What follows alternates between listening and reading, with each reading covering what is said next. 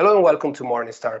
I'm Valerio Baselli and today I'm joined by Jack Neele, Portfolio Manager of the Global Consumer Trends Strategy at Robeco. Hi Jack, and thanks for being here. Good morning, Valerio.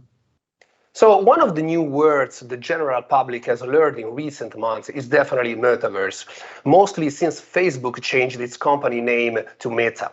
A couple of days ago, I saw a commercial stating the Metaverse is coming and it's bigger than you think. Do you agree? But before that, could you please explain to us in the simplest possible way what the Metaverse is?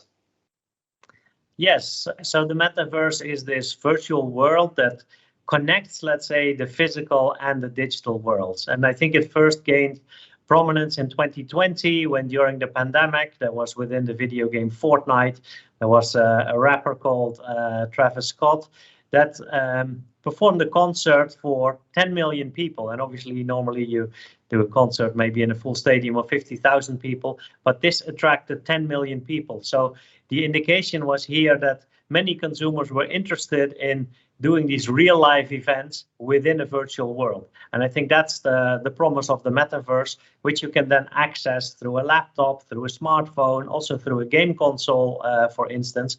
And I think this is, at this point, this is only the beginning. There will be a lot of potential events that can be organized in a virtual world. Think of maybe we can do this meeting instead of through a video screen. We can do it in a room where we're virtually together with our avatars, for instance. So that could be an indication that we can have the Metaverse within the enterprise. It's of course well known within video gaming, but especially things like augmented reality, virtual reality are things that we're seeing a lot of innovation in right now. You already mentioned Facebook changing its name to Meta, obviously indicating the potential for this market.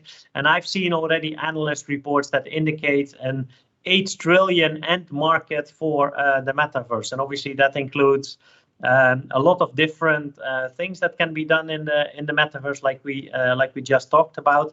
But it indicates the potential size of the Metaverse opportunity for many businesses.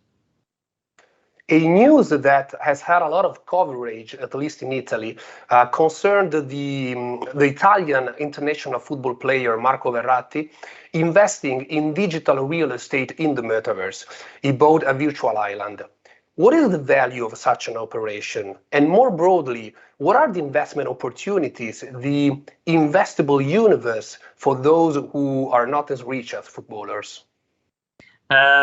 Great question, and we've seen many, not just footballers, but also many companies buying real estate in the Metaverse.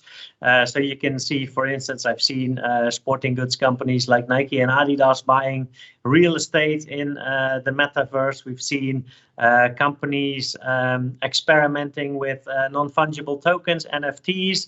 Where I think Marco Verratti also owns a couple of those. So there's definitely a lot of innovation happening in the Metaverse, but it's still unclear what the value is, right? I mean, there's in a virtual world, there's almost unlimited real estate potential. So of course, currently it's still scarce, so there may be quite some value attached to it, but I think that will have to play out in the future.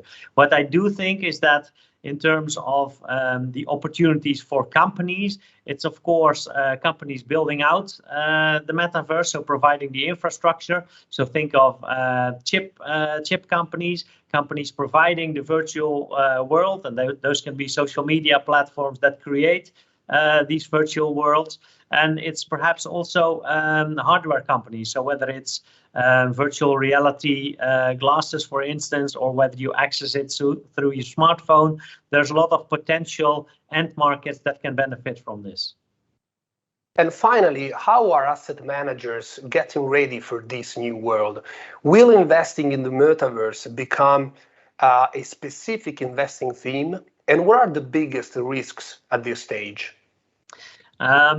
That's a great question, Valerio. I think it's still relatively early, right? We're just seeing that the metaverse is starting to be developed. So it's really early in terms of investment opportunities. We do indeed some companies investing in it heavily, and I've already mentioned social media companies or chip companies that are now benefiting, let's say, from the build out of that infrastructure. At the same time, I think that it will take quite some time to fully develop it. So I see it more as a 5 to 10 year investment opportunity. And at this point, it's still unclear, let's say, how many companies will benefit from this or how many investment opportunities it will represent, because at this point, there's not any companies that have, let's say, a metaverse business line. So from a revenue perspective and definitely from a profit perspective, it's still really early. So I think that it will be more of a 5 to 10 year opportunity where you can invest now in the companies building out that infrastructure, and then maybe later we'll have companies generating actual revenue from the metaverse. Thanks again to Jack Neele. For Morningstar, Valerio Baselli. Thanks for watching.